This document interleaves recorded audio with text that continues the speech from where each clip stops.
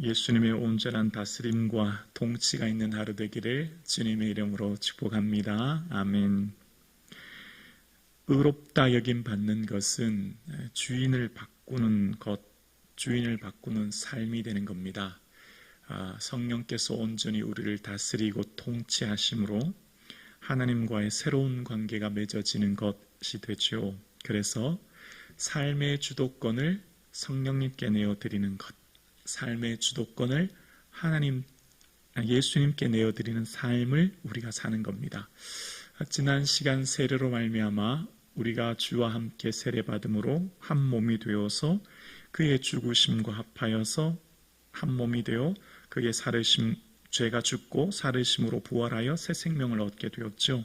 그래서 우리는 더 이상 죄가 우리를 지배하는 인생, 불의의 병기로 사용되는 인생이 아니라 하나님의 성령이 지도하심과 인도하심 따라 의의 무기로 사용되어지는, 더 이상 우리의 삶은 이제 죄가 주장하지 못하는 삶을 사는 것입니다. 그래서 우리는 죄로부터 해방된 거룩함을 이루는 열매를 우리가 매일 맺게 된다. 6장에서 그렇게 살펴보았죠. 그리고 이제 7장에서는 율법으로부터 우리는 자유하게 된다라고 하면서 지난 시간 읽었던 6절 말씀을 보면 어제 말씀이었죠. 6절에 이렇게 기록되어 있습니다. 어제 말씀에 이제는 우리가 얽매였던 것에 대하여 죽었으므로 율법에서 벗어났으니 이러므로 우리가 영의 새로운 곳으로 섬길 것이요 율법 조문의 묵은 곳으로 아니할지니라. 그러나 이제는, 원어에는 그러나가 들어가 있거든요. 그러나 이제는 이라고 하면서 이제 새롭게 얘기합니다. 그러나 이제는, 그러니까 앞절에 있어서 죄의 종력이 우리 지체 중의 역사에 우리가 사망을 위해 열매 맺었던 우리의 삶에 율법으로 말미암은 죄의 종력을 살았던 우리의 삶이 그러나 이제는 하면서 후반절에 보면 우리가 영의 새로운 곳으로 섬길 것이요 율법 조문의 묵은 곳으로 아니할지니라 라고 이야기합니다. 율법, 여기 조문이라고 하는 것은 기록된 법전을 말하는 것인데요, 영으로 말미암아 새롭게 되어 우리는 더 이상 율법의 묵은 곳으로 아니한다 이렇게 얘기합니다. 이 말씀을 좀 쉽게 이해하려면 고린도후서 3장 6절 말씀 우리 자막 한번 보여주실래요? 이 말씀을 보면 이해가 될 것 같아요. 자, 그가 또한 우리를 새 언약의 일꾼 되기에 만족하게 하셨으니 율법 조무로 하지 아니하고 오직 영으로 함이니 율법 조문은 죽이는 것이요 영은 살리는 것이니라. 율법 조문, 기록된 법전, 율법의 모든 항목들은 결국 우리를 죽게 되는 것이지만 성령께서는 우리를 살리시는 것이다. 이제 이렇게 얘기합니다. 우리가 운전을 하면 중앙선이 있고 이렇게 차선이 있지 않습니까? 차선이 없을 때는 우리가 운전할 때 내가 지금 중앙선을 침범했는지 침범하지 않았는지 몰라요. 그런데 노란색 중앙선을 그어 놓으면 운전할 때 중앙선을 딱 침범하면 내가 침범했는지 바로 알게 됩니다. 그렇죠? 중앙선이 있는 이유는 중앙선을 침범하지 말아야 서로 간의 교통의 생명과 안전을 지키기 위해서 중앙선이 있는 것이지 않습니까? 율법이 있는 것은 율법을 통해서 하나님 마음을 알게 하고 하나님을 깨닫게 하는 것인데 율법을 통해서 우리가 죄인인 것을 알게 되는 겁니다. 그래서 율법을 통해서 우리가 이것이 죄인구나 라고 하는 것을 깨닫는 것을 오늘 본문 7절과 8절에 얘기하는데요. 7절에 보면 그런즉 우리가 무슨 말하리요? 율법이 죄냐? 그럴 수 없느니라. 율법으로 말미암지 않고는 내가 죄를 알지 못하였으니 곧 율법이 탐내지 말라 하지 아니하였더라면 내가 탐심을 알지 못하였으리라. 탐내지 말라 10계명 중에 10번째 아닙니까? 내 이웃의 집을 탐내지 말라 이렇게 라고 하는 하나님의 그 율법을 통해서 말씀하지 않았으면 이것이 죄로 여기지 못했을 거다. 이제 그렇게 지금 얘기하는 거죠. 율법을 통해서 결국 율법은 우리에게 뭘 말하고 있냐면 12절에 보면 이로 보건대 율법은 거룩하고 계명도 거룩하고 의로우며 선하도다 라고 이야기합니다. 율법은 통해서 어떻게 하죠? 율법에 하나님의 마음을 담아 놓았고 하라 하지 말라는 것을 통해서 하나님이 뭘 원하신지를 깨닫게 하는 게 율법이에요. 그래서 율법을 통해서 하나님의 그 원하는 삶을 살도록 이끌지만, 그러나 율법은 그것을 행할 능력을 우리에게 주지 못합니다. 무엇인지 하나님 마음은 깨달아 알지만 그걸 행할 수 있는 능력은 없어요. 그래서 율법은 결국 우리는 구원자가 필요한 존재구나. 우리는 내 힘으로는 결코 이 율법을 행할 수도 없고 내 힘으로는 결코 이 죄에서 벗어날 수 없는 존재구나 깨닫게 하는 게 율법입니다. 이해가 되시나요? 율법을 통해서 결국 우리는 누가 필요한 존재라고요?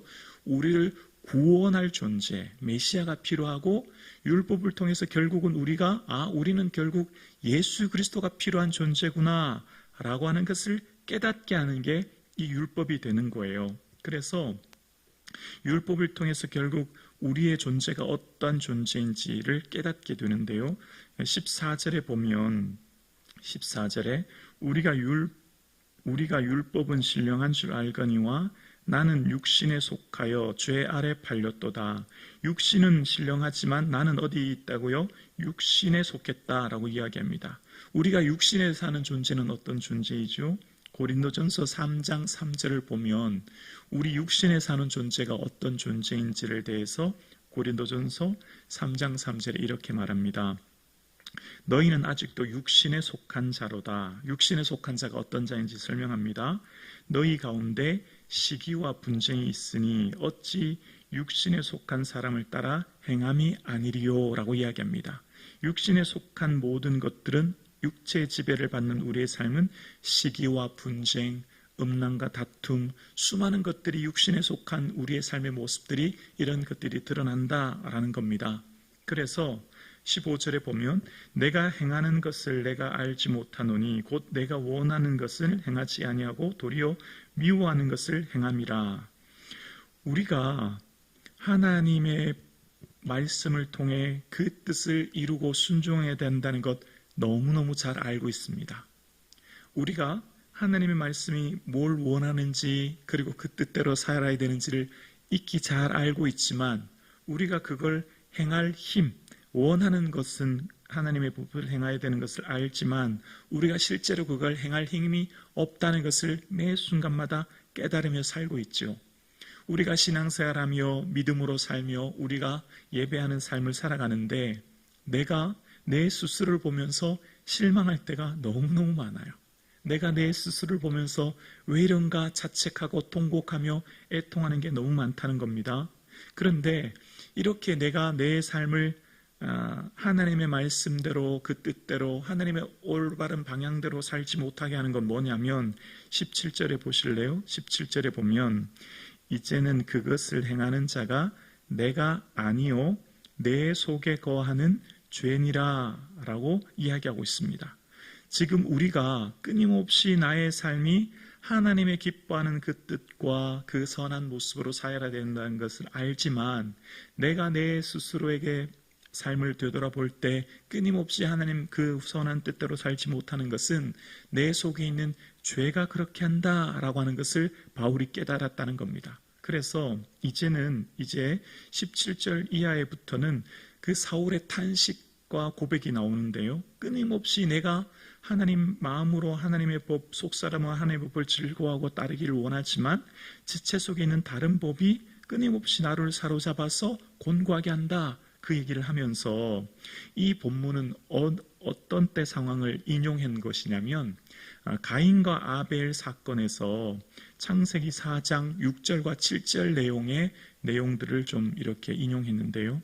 창세기 4장 6절과 7절에 보면 여호와께서 가인에게 이르시되 내가 분하여 함은 어찌 됨이냐 안색이 변함은 어찌 됨이냐 이제 가인에게 말씀하는 거예요. 그러면서 내가 선을 행하면 어찌 낯을 들지 못하겠느냐 선을 행하지 아니하면 죄가 문 앞에 엎드려져 있느니라.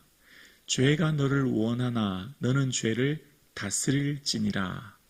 죄가 너를 원하지만 끊임없이 죄가 너를 분노하게 하고 죄가 너를 시기하게 하고 죄가 너를 지배하려고 하지만 너는 죄를 어떻게 해요? 다스리라 라고 말씀하셨던 것을 기억합니다. 그런데 안타깝지만 그 내 안에 나를 지배하는 죄를 온전히 가인은 다스릴 수 없게 되었고, 그래서 결국 아벨을 죽이는 사건이 일어났음을 이야기합니다.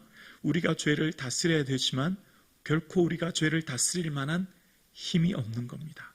죄의 권능이 얼마나 대단한지 그 죄의 지배력이 우리를 다스리고 통치하고 우리를 강압적으로 짓눌러서 그 누구도 이 죄의 지배력 안에 벗어난다고 하는 것은 사실 불가능한 일이다라고 할 수 있는 겁니다. 지금 이 세상을 살아가는 우리의 삶 가운데 그 죄의 지배력과 영향력이 얼마나 큰지에 대해서 이야기하고 있는 거예요. 그래서 계속해서 18절에서 20절 볼까요? 내 속 곧 내 육신에 선한 것이 거하지 아니하는 줄 아노니 원함은 내게 있으나 선을 행하는 것은 없노라. 내가 원하는 바 선을 행하지 아니하고 도리어 원하지 아니하는 바 악은 행하는도다. 만일 내가 원하지 아니하는 것을 하면 이를 행하는 자가 내가 아니요 내 속에 거하는 죄니라. 여러분, 본문이 지금 그대로 다 이해되시죠?